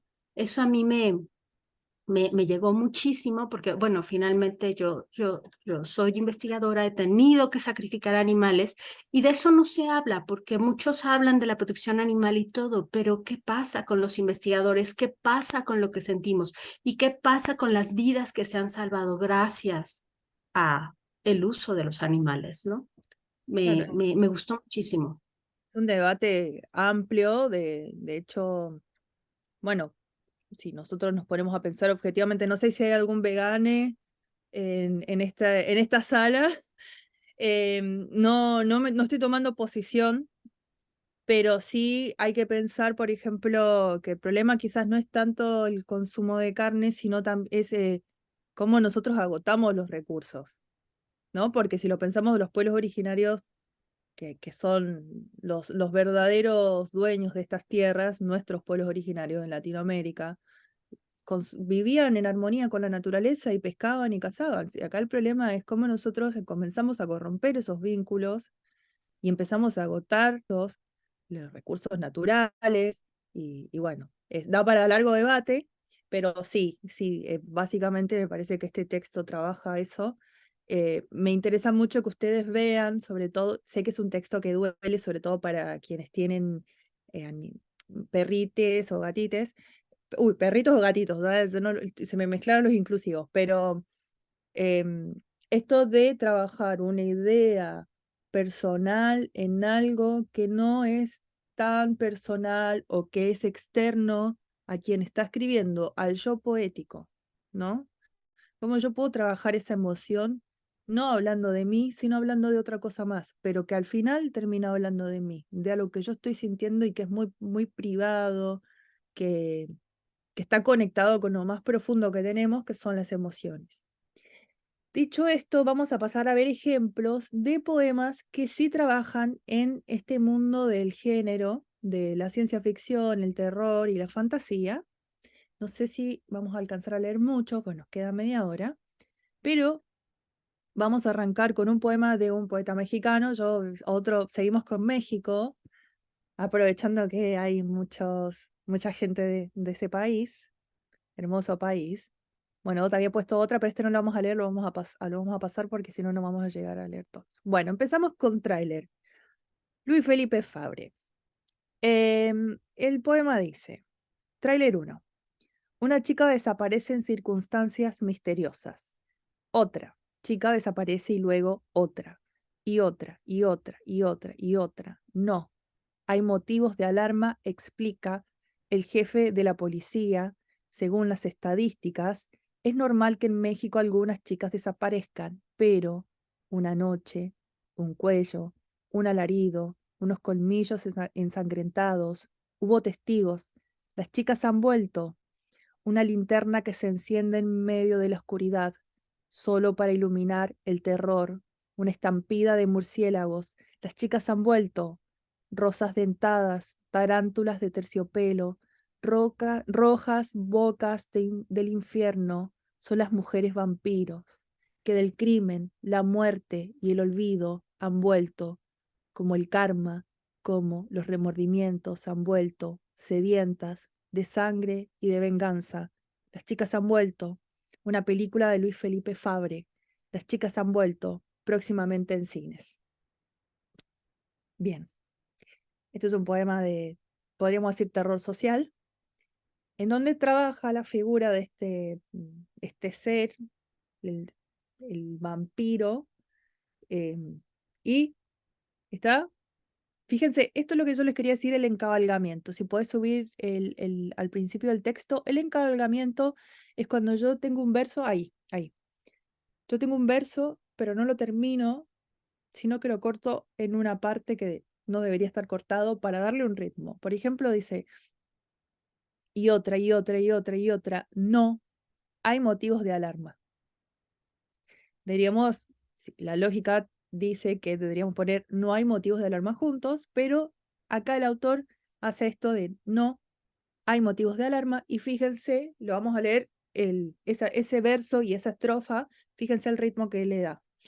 Y otra, y otra, y otra, y otra. No, hay motivos de alarma, explica el jefe de la policía. Según las estadísticas, es normal que en México algunas chicas desaparezcan, pero una noche, un cuello, un alarido, unos colmillos ensangrentados, hubo testigos, las chicas han vuelto.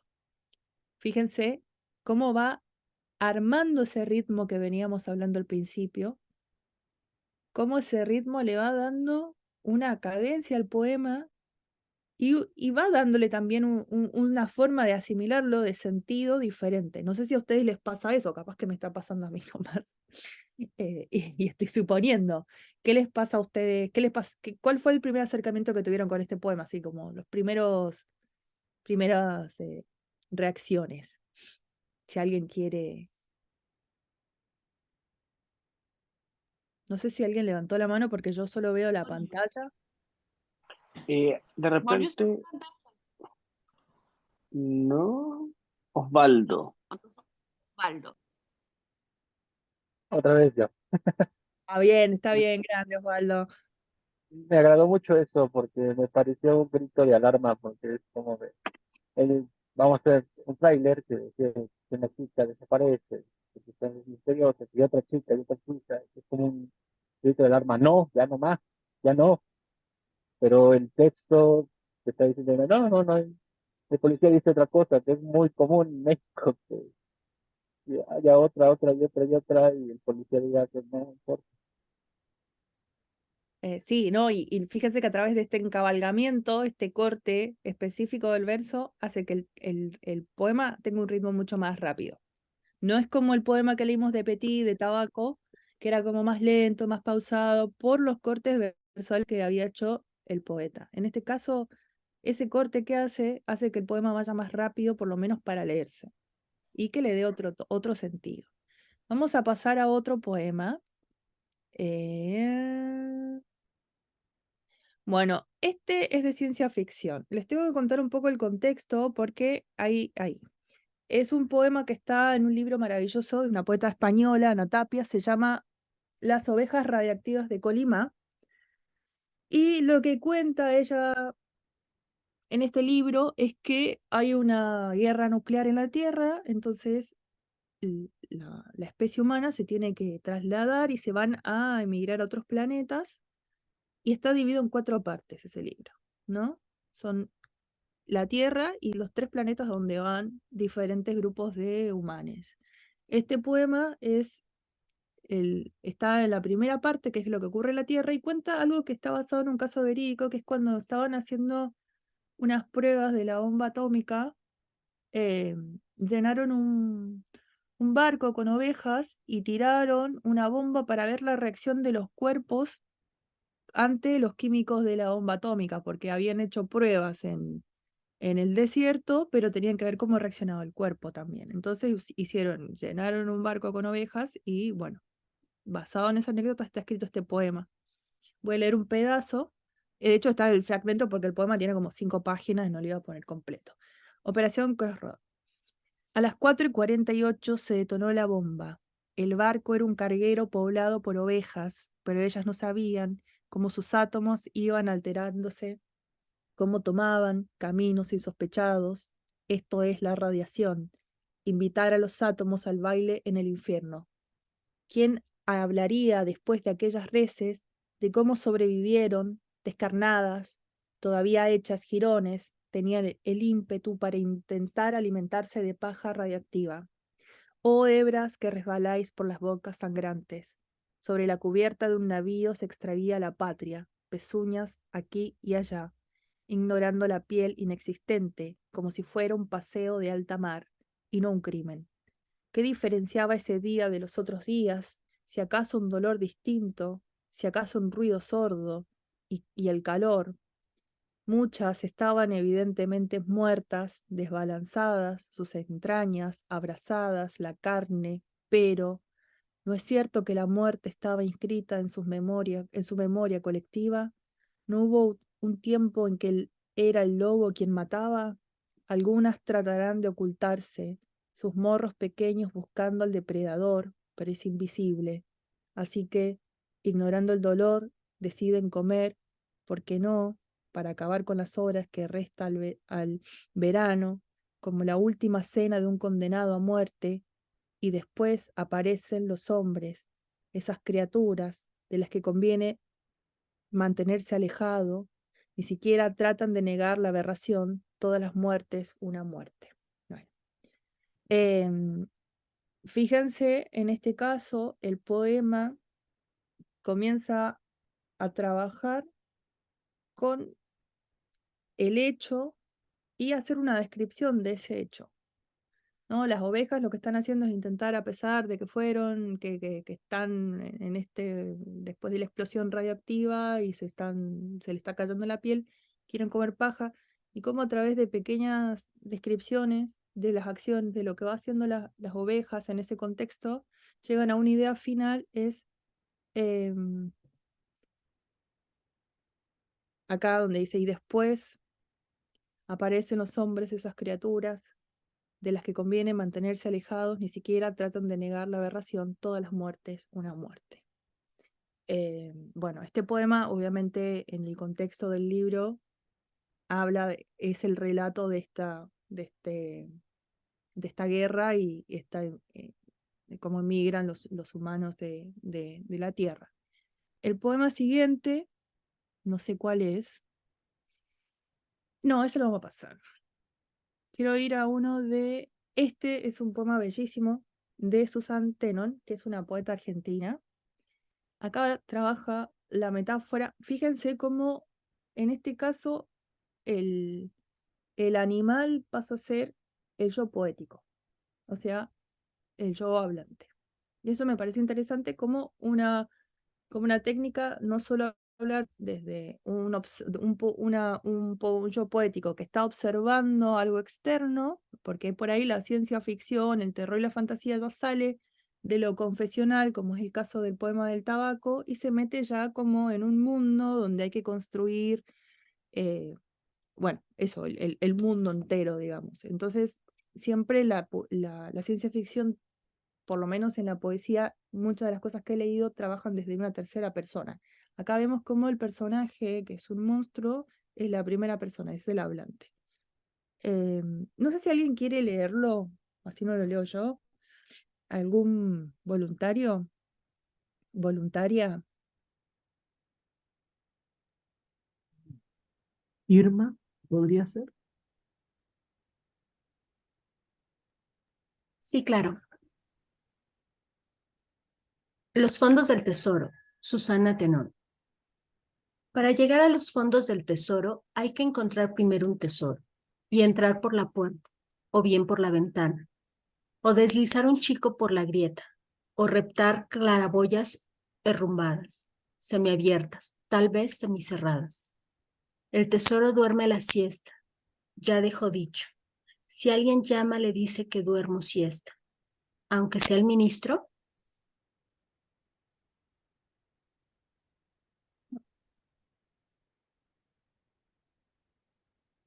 Aunque lo sea, soy el tesoro y he devenido un animal fabuloso. Cierto que no figuro en el manual del solo, guía fantástica de Borges, pero figuraré en ediciones próximas, como adenda, como noticia de último momento o como carne de asterisco. Un animal fabuloso que crece mientras duerme. Si lo despiertan o lo tocan o pretenden cambiarlo de lugar, se achica hasta desaparecer y reaparece años después en latitudes remotas, donde el ciclo se cumple inexorablemente por acción del hombre, que es madera de la historia, y por lo tanto carbón del tiempo. Al dormir me agiganto y al despertar me muero. Todos hablan de los fondos y todos pugnan por jugar con ellos, a los dados, a la escondida. Vanamente descubren que tales fondos son como el Cáucaso, un lugar que solo existe para los caucasianos y los guionistas de documentales, No hay forma de alcanzarlos sin despertar mi siesta y evaporarme, con fondos frentes y pares medianeras. Que me dejen en paz si quieren paz, pero si quieren otra cosa, la tendrán en abundancia. Las vacas gordas son pura grasa, mientras las vacas flacas andan ligero y hasta pueden silbar. Soy el tesoro, un animal fabuloso. No me toquen, dedíquense al arte, hablen de mística y semántica. Mediten debajo de la pirámide, tienen tanto que hacer. La vida por delante, la muerte por delante, y ambas por los costados, por arriba y por adentro. Filosofen, archiven, cuelguen ajos. Soy el tesoro, al dormir me giganto y al despertar me muero. Déjenme en paz. Bien, gracias. Ay, me encantó cómo lo leíste. Bueno, ¿qué les pareció este poema?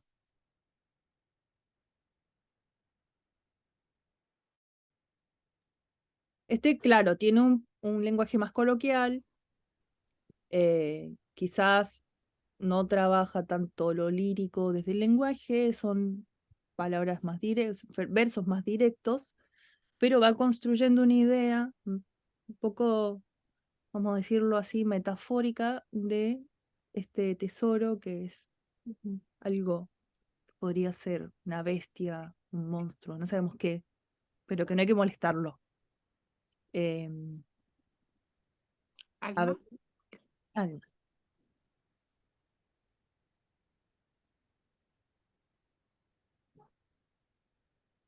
Sí, por favor, prendan la cámara para sentirnos más sí, acompañados. sí, si no es como estar hablándole a la nada. Alma, Sigo aquí. Alejandro pide. No, no, era Alejandro, para decirle que sigo acá.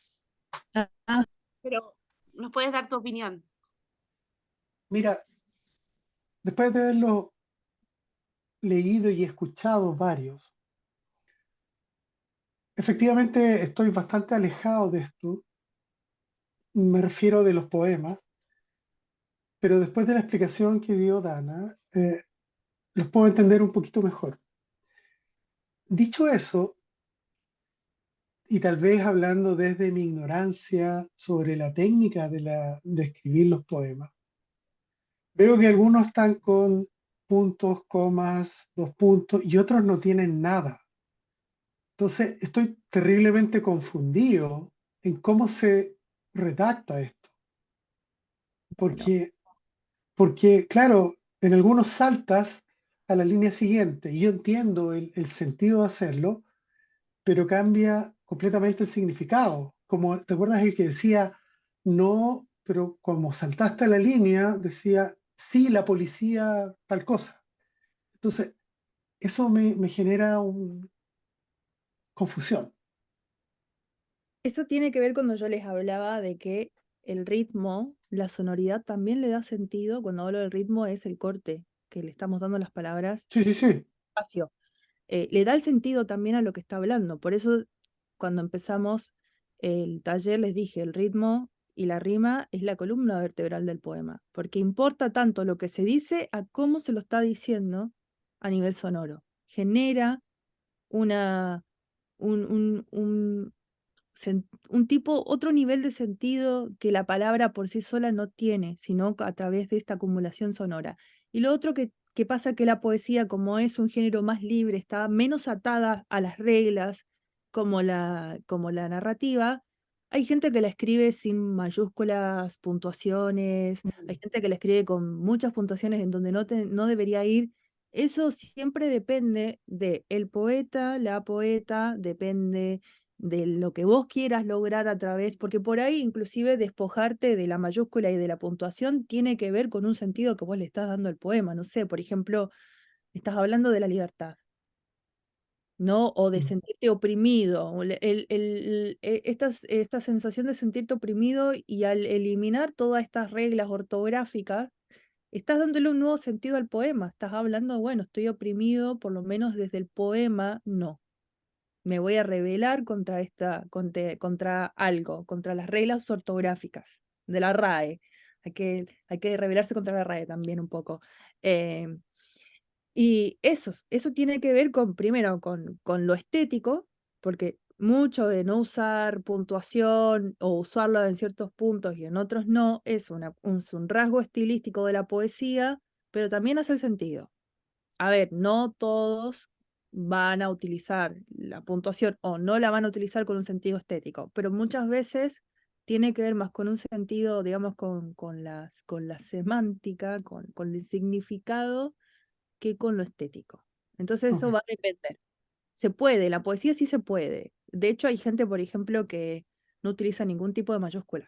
Ha escrito poemarios completos sin ningún... De hecho, varios de estos venían sin mayúsculas Sí, cuando sí, inicia el párrafo. Dice. sí, es como lo que se está usando, vamos a decir, la moda. Ahora es Ok. escribir sin puntuación, sin mayúscula, pero eso no le va a quitar ningún sentido a lo que se está diciendo.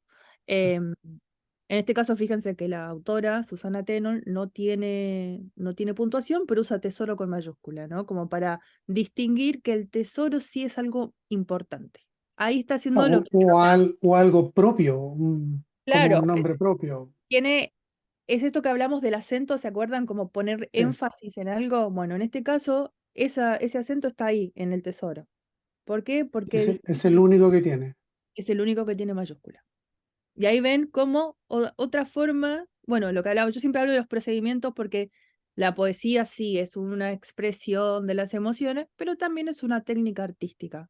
Y como toda técnica artística, hay procedimientos por los cuales nosotros llegamos a eso. No es solo pura expresión, la literatura es técnica, no es un oficio. Entonces, es parte técnica, es parte emociones y otra parte es algo inexplicable que creo que no sé si alguien podría darle ponerle un nombre a eso, ¿no? Como esto que estoy haciendo, parte es algo casi místico, pero sí, tiene que ver también entender cómo se escribe, por qué se escribe así, por qué ella está poniendo la mayúscula en tesoro y en no en otras palabras, y vamos viendo, ¿no? Que se va deshilando esta madeja de la poesía. Ya, Morbius. perdón, un segundo. Gracias. Antes No, gracias a de seguir, les puedo comentar algo. Quedan 5 minutitos. Entonces, para ir cerrando las ideas, y si es que tienes un ejercicio que entregar, es el Sí, momento para dar. sí. Bueno, así de rápido me hizo como varias imágenes, una que fue muy simpática, que era precisamente lo que no dice. Entonces me imaginé a un pequeño pulpo en una pecera junto a su oxigenador en forma de tesoro.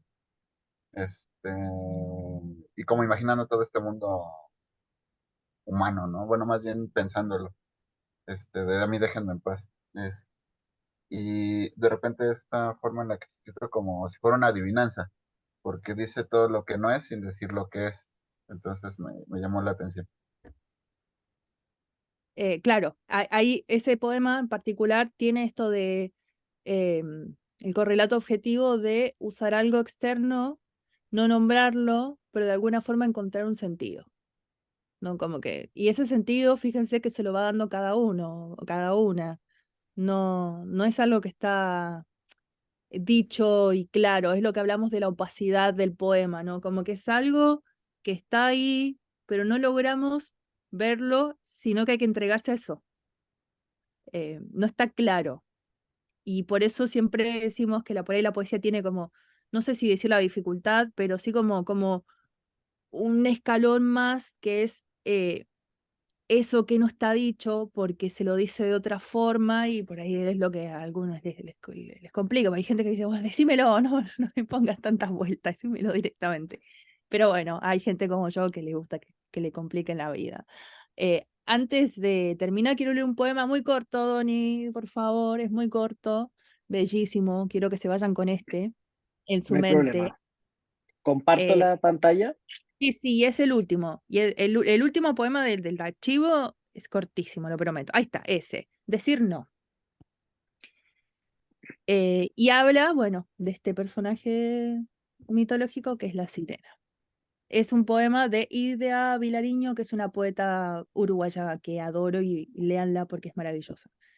Decir no, atarme al mástil, pero deseando que el viento lo voltee, que la sirena suba y con los dientes corte las cuerdas y me arrastre al fondo, diciendo no, no, no, pero siguiéndola.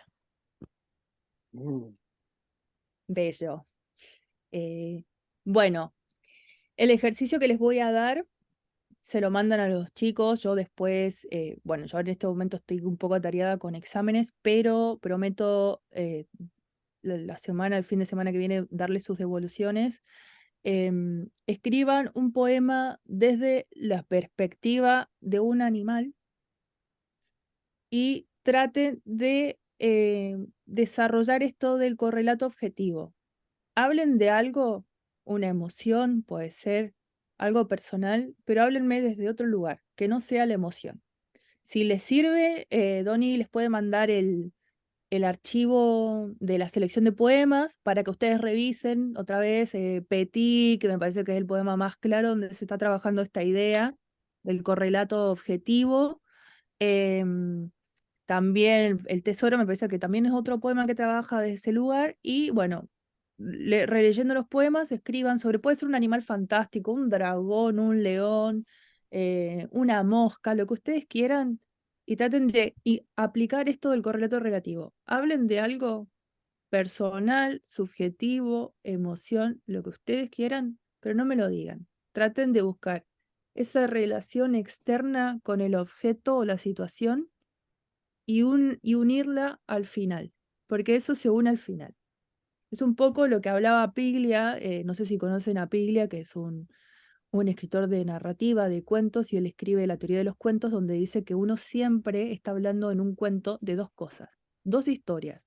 La historia que estamos viendo, la que está, digamos, más literal, y una que va por detrás, que se va entretejiendo y que al final se unen. Traten de hacer ese procedimiento, unir el objeto con la emoción al final, para que junten. Bueno, les quiero agradecer, perdón que haya ido medio como muy rápido, porque bueno, el tiempo es corto y podríamos quedarnos hablando más tiempo, pero bueno. Gracias por estar, por escucharme 2 horas hablar sin parar, y espero que se vayan con algo, que es lo que más me interesa, y que, bueno, que una invitación a que entren a la poesía, que es un mundo maravilloso. Muchas gracias, Dana. Eso. Saquémonos la Muchas fotito. gracias. Sí, nos tenemos que sacar la fotito, pero tú la puedes sacar porque yo estoy del teléfono. Yo la saco, no te preocupes. Se me está quedando sin batería la computadora, así que por si se Vamos. sigue Sáquenla. 1, 2 y 3. Perfecto. Bueno, Gracias, Dana, chao. Dani, a todos. Ana, muchas gracias. Gracias a todos por venir, por Chao, asistir. chao. Muy buena clase, Ana. Hasta luego. Voy a enviar el Gracias. ejercicio por mail, así que no se preocupen. Que estén bien. Ok, gracias. Chao, chao. Muchas gracias. Buenas tardes, buena semana. Gracias a Buena ustedes, semana a todos. cuídense. Chau.